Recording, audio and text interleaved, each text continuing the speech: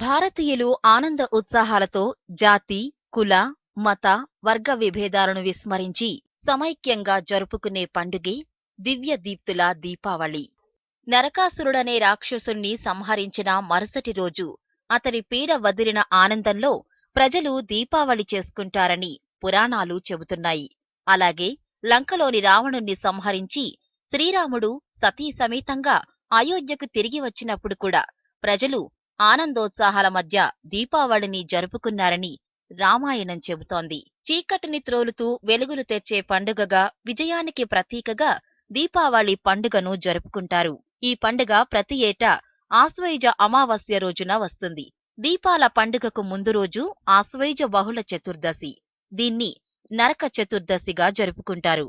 నరకాసురుడనే రాక్షసుడు చెలరేగి సాధు జనాలను పీడిస్తూ దేవ, మర్త్యలోకాలలో సంక్షోభాన్ని కలిగిస్తుంటాడు. కృతయుగంలో హిరణ్యాక్షుణ్ణి వధించిన వరాహస్వామికి, భూదేవికి అసుర సంధ్యా సమయంలో జన్మిస్తాడు నరకుడు. అతడు లోకకంటకుడైనాడు. మహావిష్ణువు వధించరాదని తల్లి అయినా తన చేతిలోనే మరణించేలా వరం పొందుతుంది భూదేవి.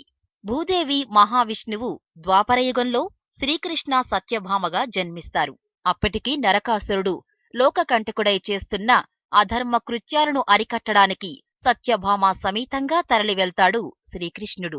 వారి మధ్య జరిగిన భీకర సంగ్రామంలో భూదేవి అంశ అయిన సత్యభామ శరాఘాతాలకు మరణిస్తాడు నరకుడు. తన పుత్రుడని తెలుసుకున్న సత్యభామ తన పుత్రుని పేరైన కలకాలం నిలుచుండేలా చేయమని ప్రార్థించడంతో ఆ రోజు నరక చతుర్దశిగా పిలువబడుతుందని వరం ప్రసాదిస్తాడు శ్రీకృష్ణుడు.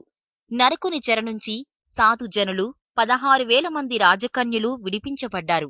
నరకుని మరణానికి సంతోషంతో మర్నాడు అమావాస్య చీకటిని పారద్రోలుతూ దీపాలతో తోరణాలు వెలిగించి బాణాసంచా కాల్చి పండుగ జరుపుకోవడం, అదే దీపావళి పండుగగా ప్రసిద్ధి చెందడం జరిగాయి.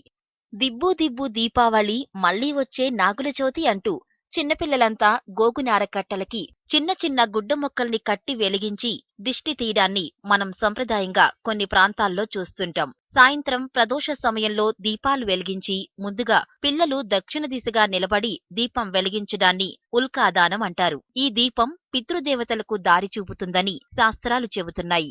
ఆ దీపం వెలిగించిన తర్వాత కాళ్లు కడుక్కుని ఇంటి లోపలకు వచ్చి తీపి పదార్థం తింటారు. పూజ అనంతరం అందరూ ఉత్సాహంగా బాణాసంచా కాల్చడానికి సంసిద్ధులవుతారు. బాణాసంచా కాల్చడానికి ఒక ప్రయోజనం చెప్పబడింది పురాణాలలో.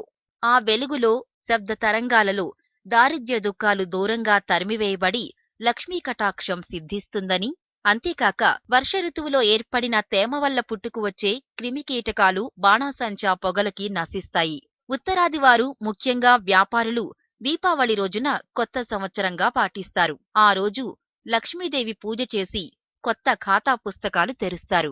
ఇలా భారతదేశంలోనే కాక దేశ విదేశాల్లో అనాదిగా అన్ని మతాల వారు, అన్ని వర్గాల వారు ఎంతో ఉత్సాహంగా జరుపుకునే అతి ముఖ్యమైన పండుగ దీపావళి పండుగ. భిన్నత్వంలో ఏకత్వాన్ని చాటి చెప్పేదే దీపావళి పండుగ.